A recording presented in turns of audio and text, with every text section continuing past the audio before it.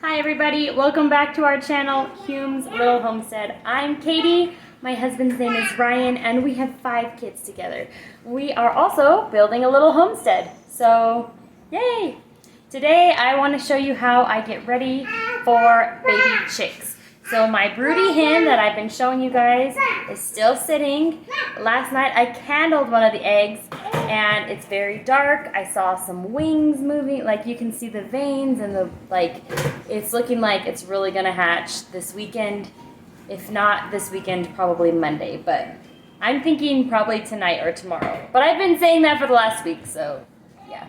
Anyway, it's gotta be soon. It's still alive and it's doing well. So I am getting the baby chicks feeders and waterers ready today, and I will show you how I do that.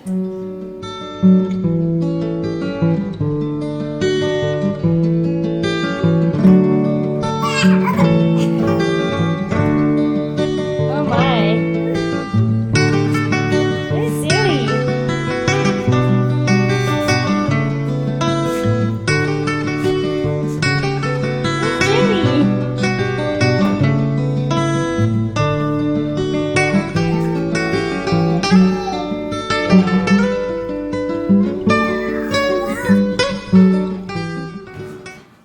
Alright, I got my chick feeder and waterer out. These are from last year. I was a lot better with my supplies from last year and I carefully put them away so this year they're ready to use. And I have a much bigger waterer that I'll graduate them to when they're a little bit bigger. For now, they need the really small dish. So all you need is your chick feed and waterer.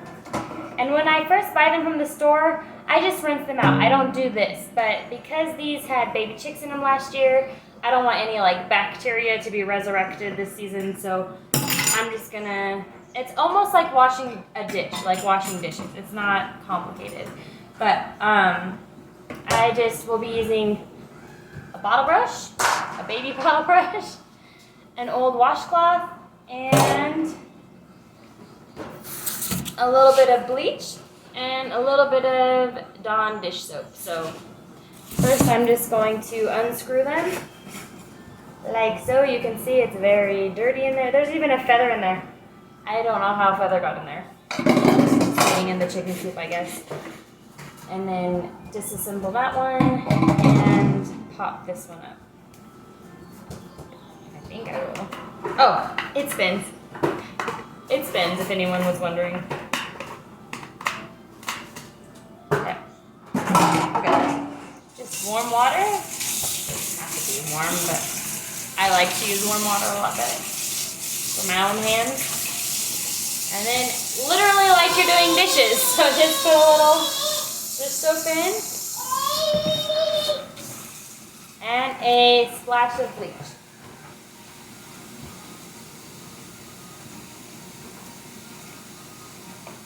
That might have been, that was liberal. That was a liberal amount. Whew, it's strong.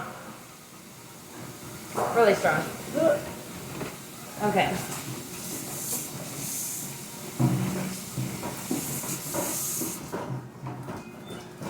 So I'm just gonna wash it like I'm washing some dishes.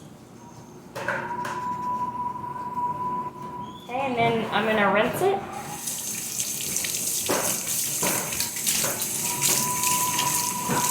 And then I'm gonna let them air dry over here on this little towel that I put here.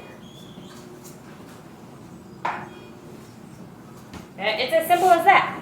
I'll show you how to do the. This is yucky. This one might need the soap. Kind of yucky. Oh, gross. That feather came out on me. All right. Just get the outside with your washcloth and take that bottle brush.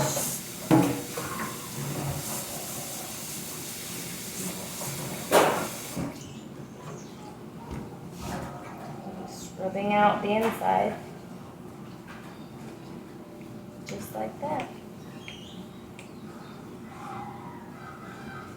Little chicks are susceptible to like diseases, so your older hens and your older chickens, they have some diseases and stuff. They carry diseases. I mean, you keep your coop clean, you give them fresh food and water, but birds and avian in general just have some diseases sometimes. And so when you introduce the baby chicks to the flock, sometimes they don't get the, like when they're first newborn chicks, they don't have the, oh my gosh, I forgot the word. Give me a second. Immune systems. They don't have the immune systems that the adult hens have acquired over the years. So your baby chicks, try and keep their stuff pretty sterile, and that's why these have been in my chicken coop all year since last year's chicks. And they just need to be rinsed out and sanitized just in case they have some of that disease on them or, you know, any kind of yuckies. I also had mice in my coop last year. Like, who knows? I don't have any this year, thank goodness. No signs of mice this year. I found a way to keep my food away from the mice, and I think that deters them. And so, yeah. Just clean it up for the babies.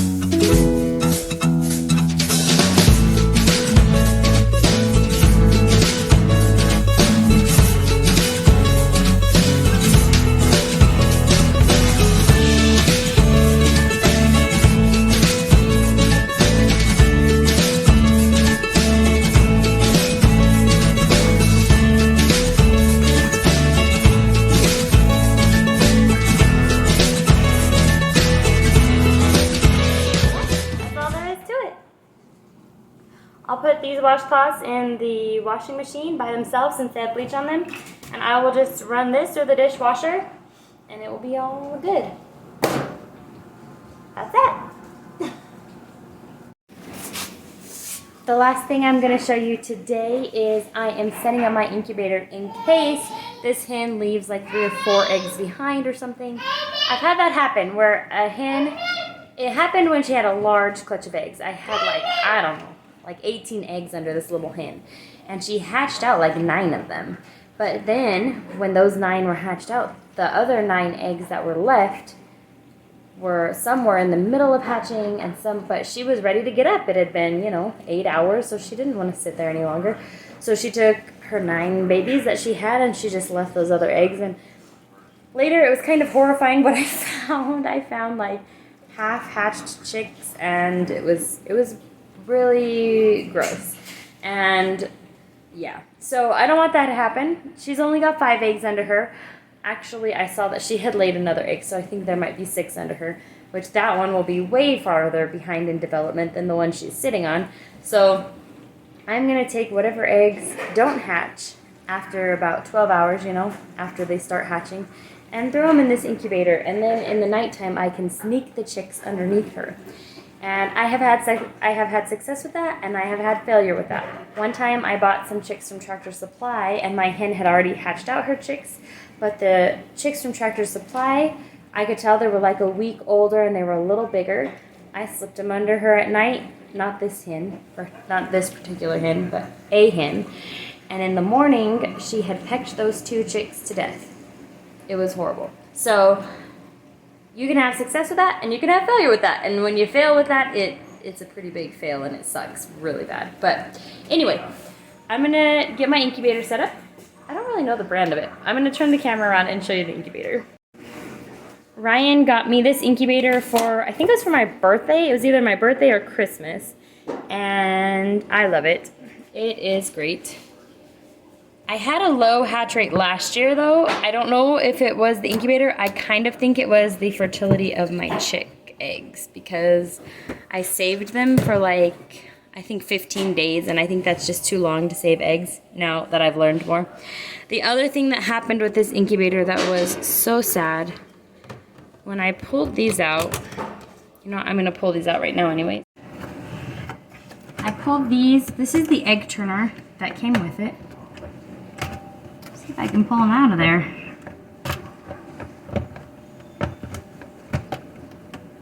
I'm gonna be gentle. Hey, get them out. Okay, gotta be smarter than the incubator. I don't want to break anything.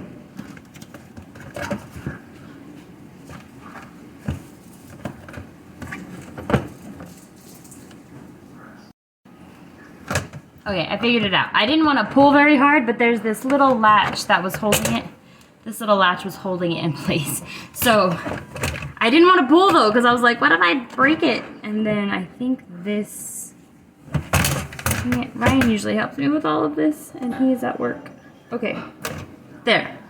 Yeah, that disconnects super easy like that. Bloop. Okay. I got the egg turner out because the eggs that come out from under the hen will be definitely not needing to be turned. So I also got a quail egg turner. I'm not sure if it's going to fit in here, but I shouldn't have bought it. I should have just listened to it was a Slightly Redneck video that I watched, and he said you can incubate quail eggs in here and regular egg turners, and this one you totally could. Look, there's plenty of support that I could stick a little, you know what, I have a chicken egg laid me a fairy egg, and I think it's like the same size as quail egg. Let me go grab that really fast. Okay, so I still don't know the brand of this incubator. It was made in China. Model number YZ56S. Electrical incubator. I don't see a brand, guys, I'm sorry. We got it on Amazon 2 years ago. Anyway, my chickens laid me a fairy egg, and I think that's going to be about the size of quail egg.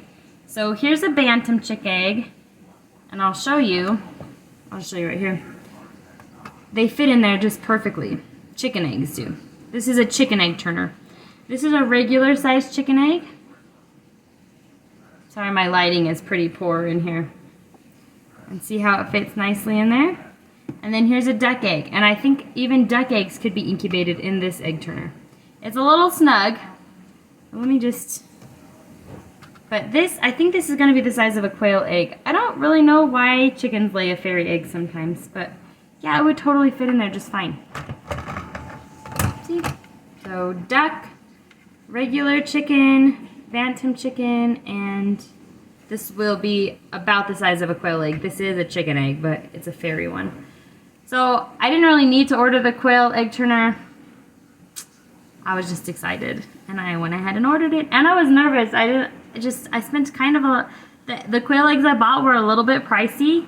Like, not the eggs themselves, but the shipping cost, which I totally get, because To ship eggs, it looks really, it looks complicated, I guess, and they need like extra foam and all this stuff, so I understand why the shipping cost is the way it is, and it's a live animal that you're shipping, even though it's a baby, it's still a live animal. So yeah, anyway, so the shipping cost was a little pricey, and I was like, well, I just want my eggs to hatch, so anyway, there's the chicken egg turner, but I'm going to take it out because I don't need it right now. I just want to get this incubator fired up. Okay, I'm about to drop eggs and egg turners and have a big mess on my hands. I just gotta think before I do stuff. Okay. Alright, egg turners coming out. These eggs are gonna go back in the basket over there.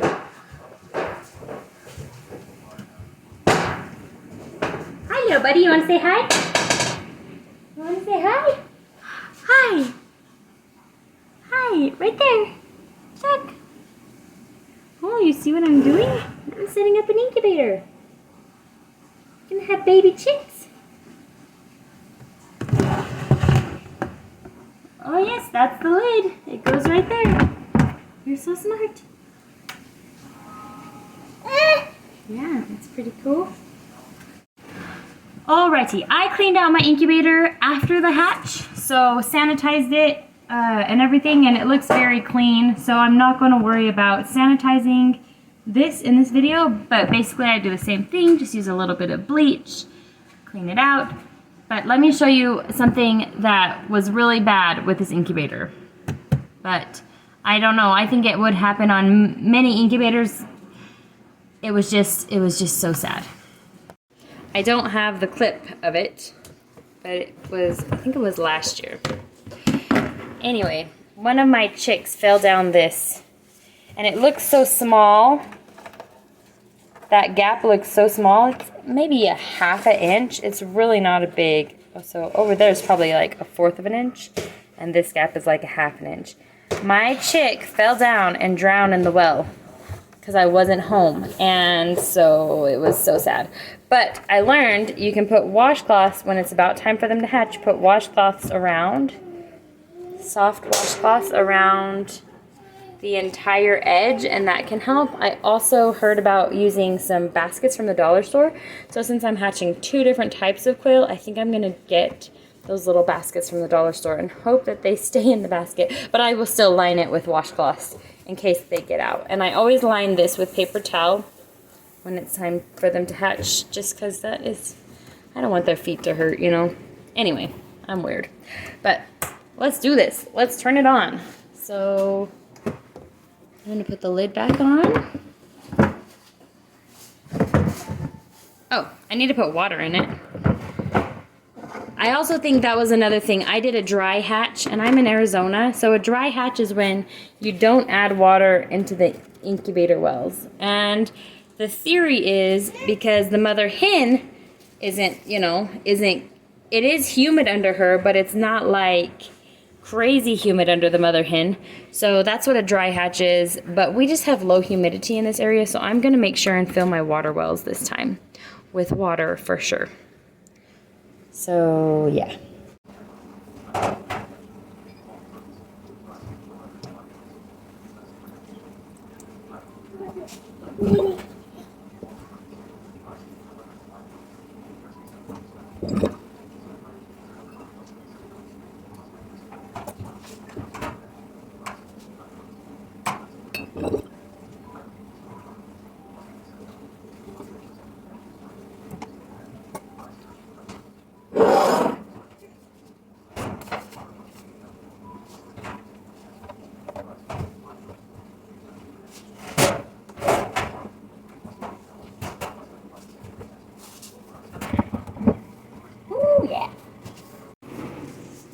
Here we go.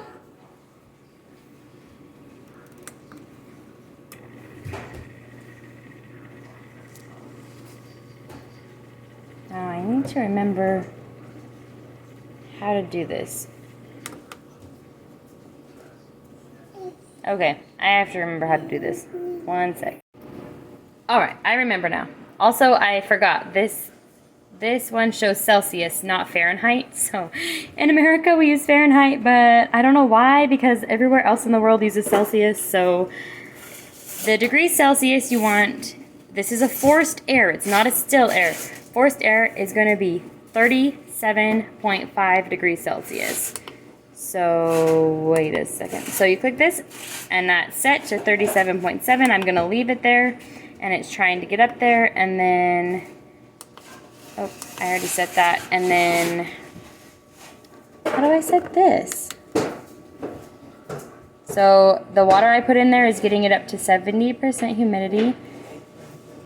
I thought I figured it out. I thought I just kept pushing set, but it's not working. Okay, that's good. Maybe if I reset, maybe?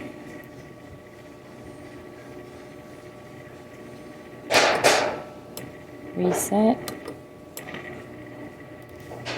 Oh my goodness. I'm sorry, guys. I don't have any clue what I'm doing. That's not a button. Let me just turn it off. See what happens. Turn it on.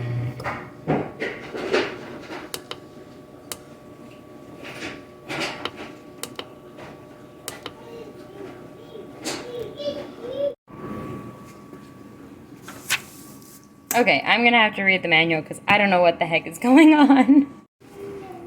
Alright, so to set the temperature, this actually is very helpful. It says, these incubators are factory set at 38 degrees Celsius. I found that the chicks hatch at day 19 to 20, meaning the temperature is too high.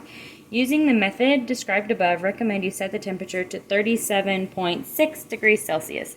So that's what I did, 37.6. And the way I did that was just with these little up and down buttons. So 37.6 set. Wait, did that work? Yep. Now that's set and it's getting up there. It's at 32 now. And I also bought a meat thermometer to double check inside the incubator to make sure that this is correct. Next thing.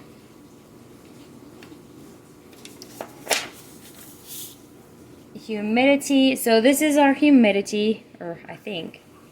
I don't know what that means. That's our humidity, 71%. That's pretty high. I want it to be in between 55 and 65 when I hatch the quail. And then this fan going means that the fan is working inside. Yay, everything is going great. And that, I don't know what that means. And that, I don't know how to get it to say day 1 because it says day 29 right now. That's what I'm trying to figure out.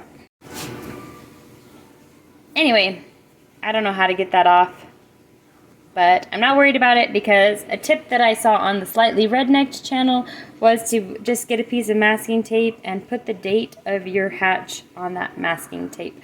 So I'm going to do that, and then also the day that I need to stop turning them. Quail are different than chicken, and I have to learn about them still, so I will be posting when I get them and everything, so you guys can learn right along with me.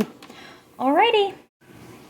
Thanks so much for watching, and thanks for hanging out with me today. I hope that you enjoyed this video. I hope these tips were helpful, and I hope soon I will have some baby chicks to show you. A lot more tomatoes popped up yesterday. You know, I will show you that real fast. I went ahead and turned on my grow light for this shelf, and Amish paste have popped up down here. A San Marzano. So I told you these ones would, I was pretty sure they would germinate. It just takes a little longer. Oh, look, a black crim. That one just barely popped up. That wasn't there this morning. And on the top shelf, we have yellow pear, large red cherry, and large red cherry. Black crim, yellow pear, pink brandywine, another black crim. So these are all the ones I'm going to be selling. Another pink brandywine is popping up. And then down here, I have two sweeties. Sweetie. Oh, I'm glad that one came up. So Emmett grabbed this pot the other day and had it all the way down the hallway. And I was like, no, my tomato. So I planted another seed in there. So, but yeah, that one actually grew, which I'm surprised because he literally had a handful of dirt out of this.